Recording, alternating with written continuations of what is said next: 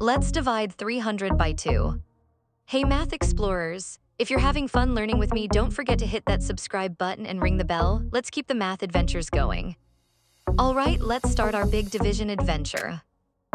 We look at the first digit of 300, which is 3. We'll use just this digit for now. How many times does 2 fit into 3? It fits 1 time.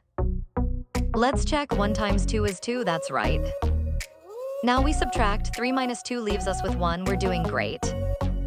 Awesome job, you're tackling this like a math superstar. We've finished this step. Let's bring down the next digit to keep going. Ready for the next part? Let's go.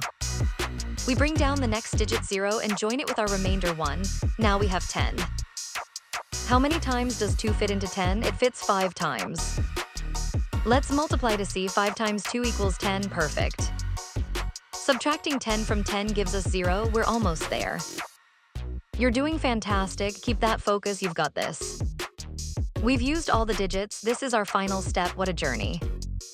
Last step, here we come.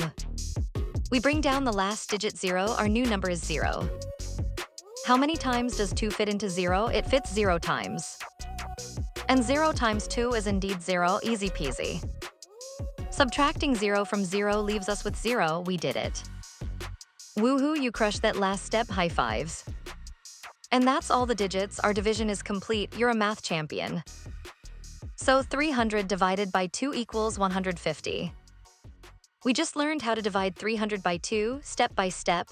Remember, even big numbers can be tamed with a clear process. Keep practicing and you'll be a long division whiz in no time. Great job today, everyone. Keep exploring the amazing world of math with more videos on Let's Stud. See you next time.